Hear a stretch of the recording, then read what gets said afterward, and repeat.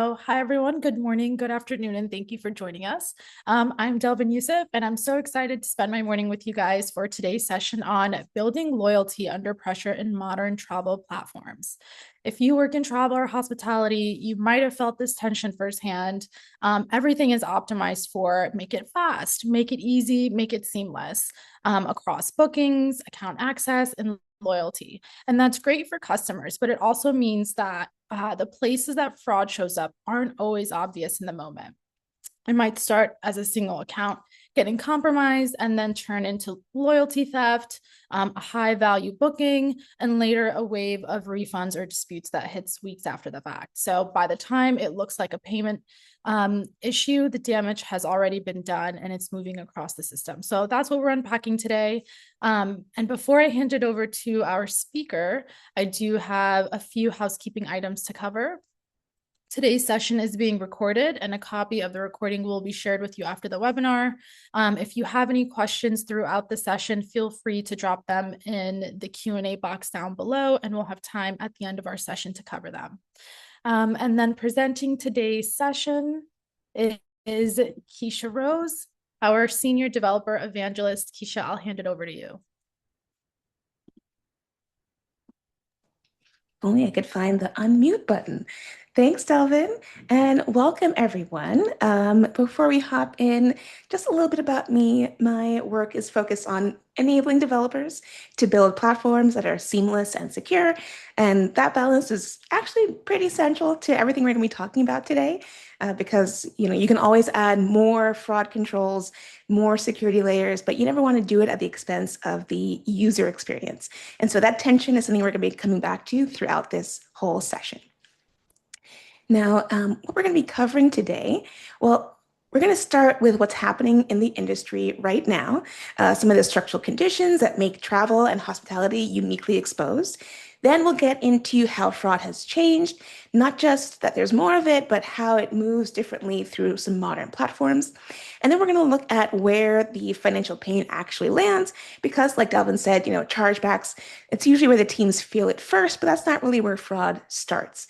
And then we'll close with what's actually working. So what are the approaches that leading teams are taking to get ahead of it while they're still building trust and loyalty with their customers? But before I hop into the content, I would love to get just a read of the virtual room, if you will. We've got some poll questions for you guys. I'm going to go ahead and launch those, and I would love for you guys to just tell us a little bit about yourselves. What industries, what segments are you in? So just gonna give us a few moments here to get these poll questions answered.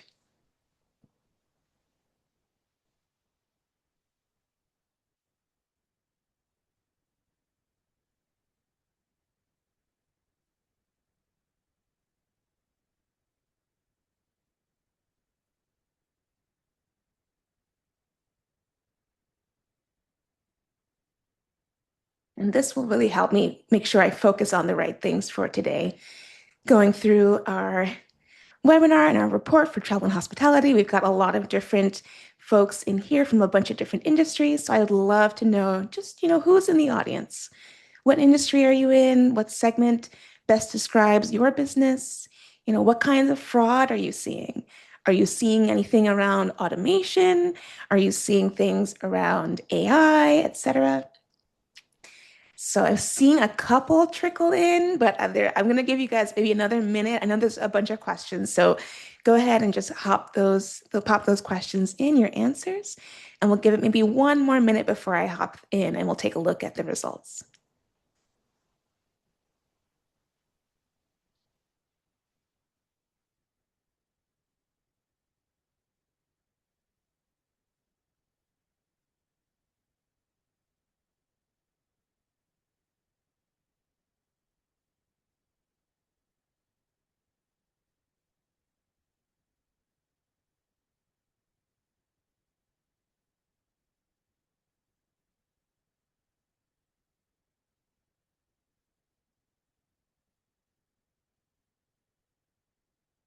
All right, I'm seeing a couple folks in. I'd love to get a little bit more.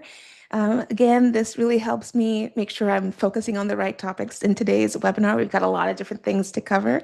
So I see a couple in there, but I would love to get a couple more going.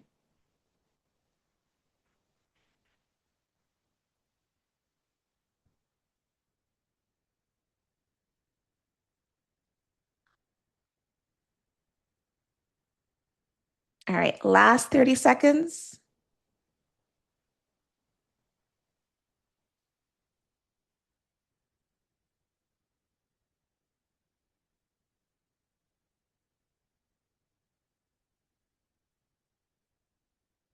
Oh, one more. I saw one more just hop in there at the last moment.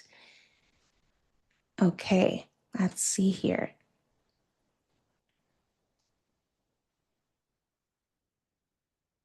All right, okay. Time is up. Let's see what our results are. Let me end the poll. Okay, let's see. So we first asked what industry or segment, best describes your business. We're seeing a lot. I think the highest majority here is in hotels and hospitality. Good to know. What fraud type is creating the biggest challenge for your team right now? Number one, I'm seeing on this list is card not present fraud. Makes sense. We'll see that later on in the data as well. Also seeing chargebacks and account takeover is the next two. And then let's see, for where are you seeing the most risk from automation or AI? Majority is either account access or other AI fraud areas. Ooh, I'm curious what those other areas are. That was the top one. And then the confidence, as far as your ability to evaluate session risk in real time, quite a spread. It's really all either very confident or not confident. So hopefully by the end of this, we can get more of you guys on the very confident side. All right, so let's go ahead and hop into things. Here we go. So let's start off with why this moment specifically is worth paying attention to, why this matters in 2026. So first thing, chargebacks are rising roughly 30% year over year in travel and hospitality. That's a huge number, right? And that sustained trend, it's adding direct cost pressure and it's creating scrutiny from card networks as well. Second, loyalty is no longer just a marketing tool, right? It's stored value. Points, miles, these types of things, they're now redeemable for real things, whether it's flights, hotel nights, upgrades, etc. And in some cases, they can move through secondary markets with fewer controls than payment instruments, right? The controls over things like credit cards, debit payments, those types of things, very tight, very locked down. The controls over spending your loyalty points, not as locked down. So when loyalty became a currency, right, it became a target for fraudsters. And then third, unified identity is now standard across many travel brands. Single sign-on, for example, across like hotel chains, airlines, car rentals. All of this is really great for customer experience. But as we'll talk about a bit more, that consolidation also concentrates risk, right? So all of that is all accessed in one location, and that risk is in a new way that wasn't true before when brands manage identity separately. Now, the combination of these three things is what makes things different from previous years. I think a lot of these are coming up now more than they have before. Some of these things aren't necessarily brand new, but I think it's kind of the convergence of these three things that's increasing. And it's not just that the fraud is increasing as well, right? The architecture of how these platforms are built has also changed, and it's changed what's at stake. So those are the conditions. Let's talk about what they're actually costing people. So one of the numbers from our research is $11 million dollars that are lost annually to fraud across travel and hospitality companies on average, right? So that's the average. Obviously, bigger companies are losing more, smaller companies are losing less, but on average, that's the number that we saw in our research. But the more important insight isn't really the total. It's kind of more how that damage moves, right? Where does that damage occur? And one compromised account doesn't end up only affecting one transaction, right? It can hit a bunch of different payments, it can hit loyalty, bookings, all these different things at once. An attacker who gets into an account, they can drain loyalty points, they can make high value bookings using the stored payments, right? It's super easy to have stored payments. I don't have to think about putting my credit card number in again, but then if my account gets hacked, then all that information is there available for anyone to use once they're in there. All of this can happen before any dispute even hits the payment system. And the last point is that what we mean when we say chargebacks are the tip of the iceberg, we're saying that by the time fraud surfaces as a payment issue, the damage has already often traveled maybe across different systems or different partners or customer relationships. So if you're not catching fraud at the chargeback, you're kind of just catching it at the aftermath, right? It's already been done. It's already happened. So to understand why the losses are this high, we need to look at what's changed about how fraud works in travel and hospitality.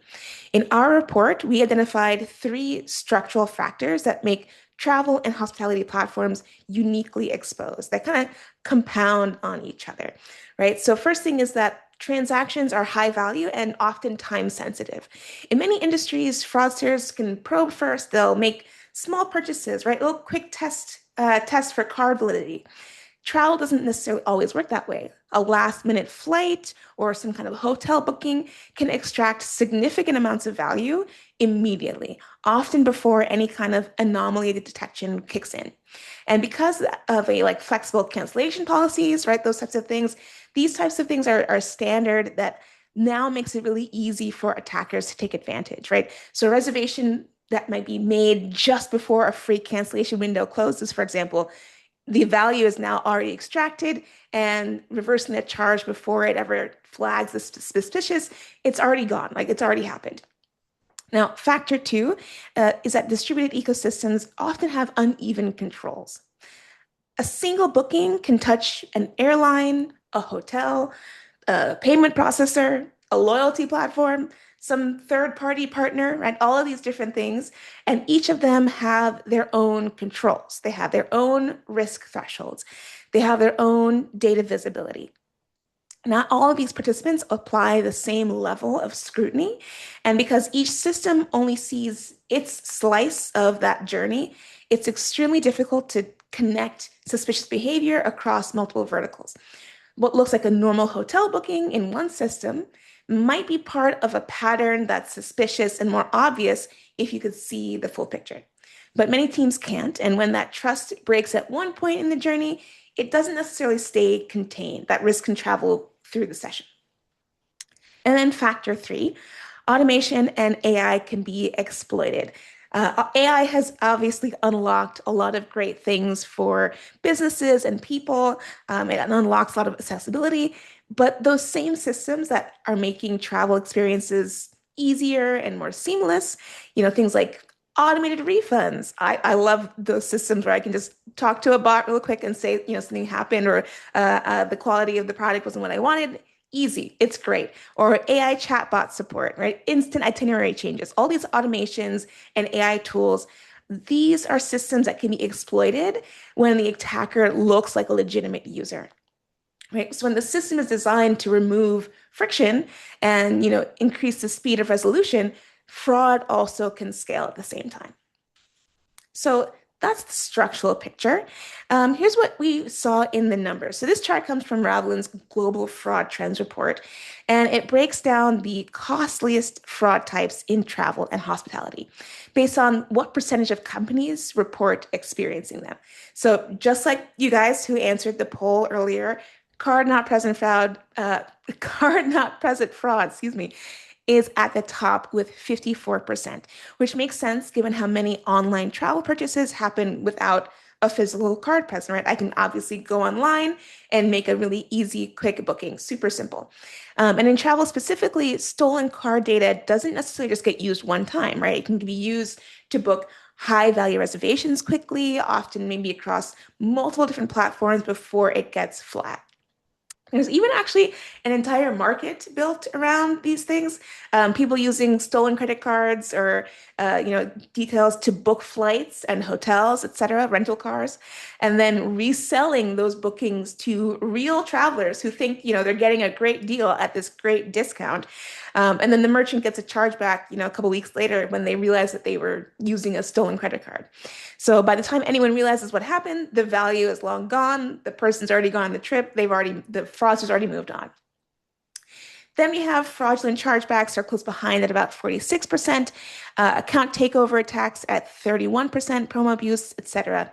Now, I want to pause actually at account takeover because that one is the one that's really connected to everything else on this chart. Account takeover is often the entry point that enables many of the other fraud types.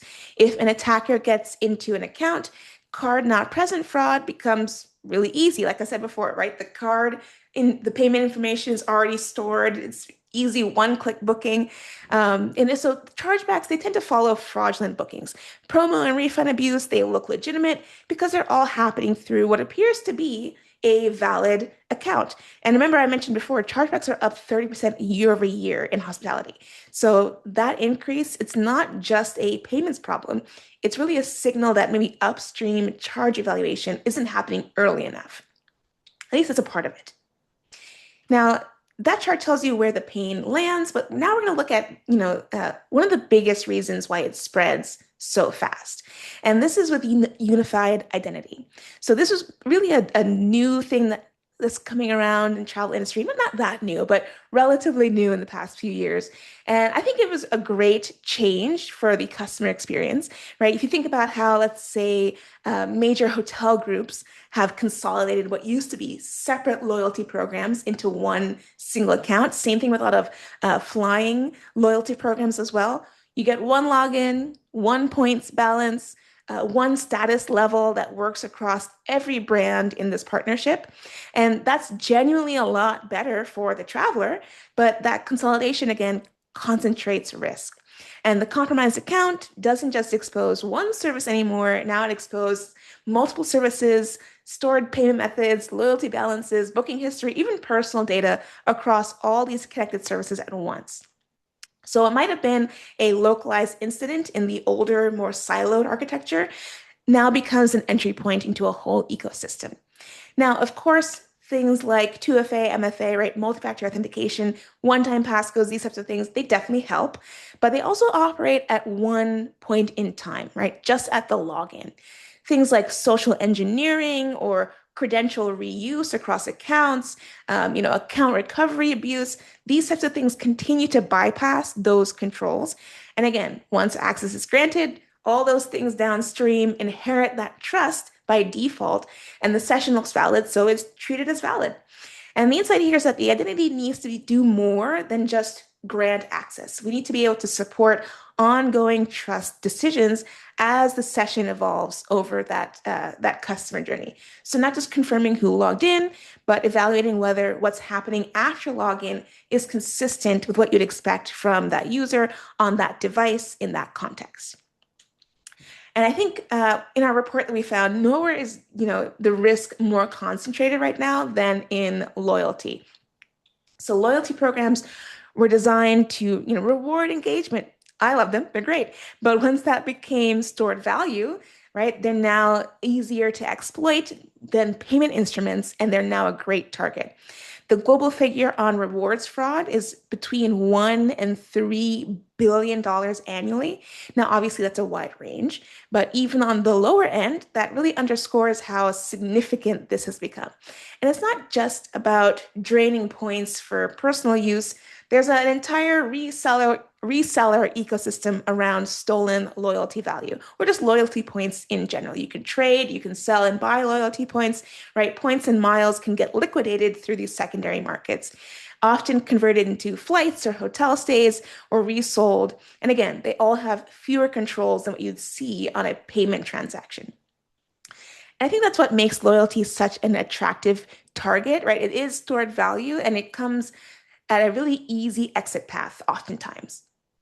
Now, 52% of loyalty fraud involves account takeover. Again, it's that same thread, right? Many of these types of fraud are all linked to account takeover. Once an attacker is in, they can drain those points. They can redeem rewards or even just lock out the legitimate user by changing account details. And because that account access looks valid, those loyalty systems rarely challenge those actions in real time. It's not until later when the user's like, hold on, where'd my points go? Where'd my miles go? That you actually see that being reported. Now, the friction trade-off, I think, is where it gets difficult for teams, right? Because adding friction to loyalty workflows can reduce abuse, obviously, but it also risks kind of undermining the experience that those programs were meant to provide. And research continuously shows that friction during payment or account interactions drives abandonment. But the thing is that, excuse me, reducing friction obviously also has its own costs. If it's more likely that folks can have access to these accounts when they're not supposed to, that also has its own cost. When points disappear, when customers lose their points or redemptions fail, that erodes trust in a way that's a lot harder to repair than just a temporary step up in verification might have been. So I think the real question here isn't necessarily like, is it security versus experience, but more so how to apply the right level of scrutiny to the right sessions rather than applying it uniformly to everyone. So that's the problem space, but let's talk about what teams are actually doing about it. So the clearest pattern across platforms that we work with, as well as the data that we looked at for our report, is that teams have the most success that shift prevention earlier in the customer journey. So not waiting for a disputed charge, not even waiting for a checkout actually, but evaluating risk starting at, all the way at the beginning from account creation throughout early engagement. And a few things stand out as particularly effective. Looking at device level signals. So indicators like device tampering, so things like jailbroken or rooted devices, virtual machine use, for example, unusually high booking activity from the same device. These are types of things that are uncommon for legitimate transactions, right? They tend to lean towards suspicious or risky transactions or fraudulent users, and they are proven to be a strong predictor of fraud. Now, they're not necessarily perfect in isolation, but in context, they are highly informative and help to make those decisions. Next, rare signals matter. So some of the most useful indicators don't show up very frequently, but when they do, especially alongside behavioral changes like recent credential recovery or access to stored loyalty value, they can carry outsized risk. As a matter of fact, just yesterday, we launched a device intelligence report, and we saw that this was especially true for mobile devices, right? Since mobile devices tend to be a lot more controlled, right? They have a lot more access and security things in place. It's more challenging to do things that allow you to commit fraud or abuse. And so the signals that show up, especially for mobile devices, tend to be the things that have the highest indicators of risk. So the challenge in general is just having a rich breadth of data and real-time evaluation to catch fraudsters and bad actors. Next up, low latency is also a requirement, right? It's not a nice to have. At the volumes that many travel platforms operate at, this risk decision making, it needs to happen extremely fast. You need to be able to intervene before bookings are confirmed, before rewards are redeemed, or fraudulent refunds are processed, etc. Slow decisions mean that you're always kind of catching up and you're always downstream of where that fraud actually happens. And then selective friction, the goal again is not necessarily zero friction or maximum friction. It's applying friction where it makes sense, where it actually warrants it, where you're seeing the risk, and removing it where you don't see that risk. So things like trusted sessions, they can move through uninterrupted, smoothly, easily, providing a really great user experience. Whereas the higher risk sessions get challenged or they get contained in a certain way. And this, is how platforms can protect conversion while still reducing fraud. Now, how does this work in practice? So a core part of any session level trust strategy is accurate, stable device identification, knowing that the device making a request right now is the same one that you've seen before, or flagging that it isn't. Now, identification alone isn't enough. You also need to be catching suspicious signals in real time. Like things like I mentioned before, right? Browser tampering, sessions coming through VPNs or proxies, or things that are through virtual machines, automated behavior, for example, things that don't match what you would expect from a legitimate user. Without both of those things working together, you're kind of flying blind or you're reacting too late. And that's exactly what Fingerprint solves for. We provide a stable, accurate visitor ID by processing signals across multiple categories like browser signals, network signals, device signals. So things on the browser side, for example, things like plugin information, browser-specific variables. On the device, we might look at, CPU or memory, those types of things. Bringing all those things together because no individual signal is, a definitive signal, but combined, we produce a visitor ID that's highly stable and accurate even when users clear cookies, use incognito mode, or switch networks. Now, the visitor ID is the foundation, but like I said, you need both pieces. You need the identification of devices and browsers, as well as the depth and signals of their characteristics. And that's where our smart signals give that depth. So, smart signals are basically a set of additional signals that we provide along with visitor ID that provide deeper insight into what's happening with a given device or browser. Things like incognito detection, browser tampering, all those ones I've been mentioning, we have here, as you can see in this list, along with a bunch more as well. Used together, they give fraud and engineering teams the context that makes for faster, more confident decisions, right? So, for example, if the visitor ID tells you that this is a known device, maybe smart signals might tell you that the device has been factory reset recently, or maybe it's connecting through a residential proxy, or maybe the browser's been tampered with. Now, browsers, devices, etc., they're changing constantly. There's always new evasion techniques. Actually, just yesterday, I mentioned before, we just put out our new device intelligence report. That report, we saw actually browser tampering specifically on desktop machines doubled, nearly doubled from 2024 to 2025. And so keeping up with these changes requires a lot of dedicated ongoing research. And we have an entire team that is solely focused on this, right? We track browser updates. We look for new spoofing methods. We look for new ways to refine our detections. And so many travel platforms, maybe you don't want to be spending your time on that. Your goal is to give your team, the great tools that they can use to focus on building great experiences. So the reason that this matters for travel specifically, it goes back to everything we've covered today so far, whether it's loyalty abuse, account takeover, fraudulent bookings, refund exploitation, right? All these things can look legitimate at the account level, but smart signals and these device signals can kind of surface that context that those credentials can't provide by themselves. So, if I had to compress everything we've talked about today into what it means for teams building in travel and hospitality right now, it'd be these three main things. First, fraud spreads across identity, loyalty, and payments. Chargebacks are really the symptom, not the source. If your detection starts at the payment layer, you're already downstream of where the real exposure might be happening.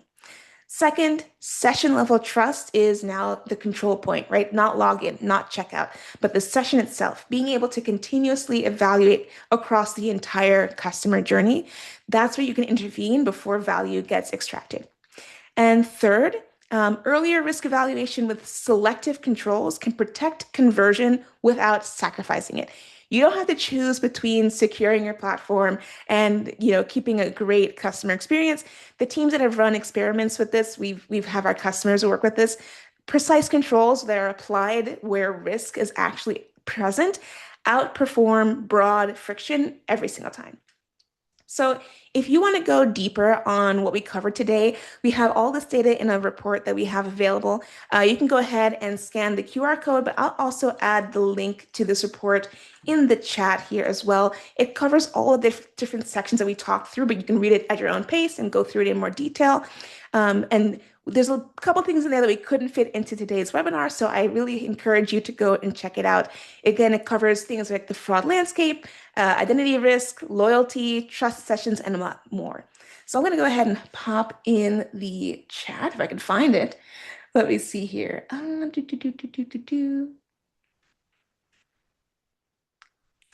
Um, There it is. Too many buttons.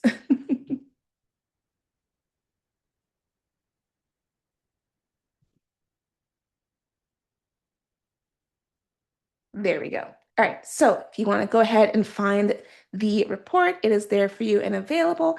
But at this point, I would love to open it up for any questions.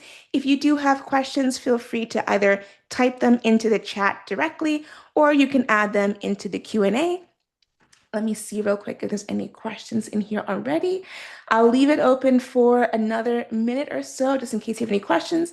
But again, a lot of this information we have directly in that travel and hospitality report. So if you're really curious to dig in, perhaps you're wondering, where did you get this particular stat or how did you come up with this particular number? All that information is available in that report.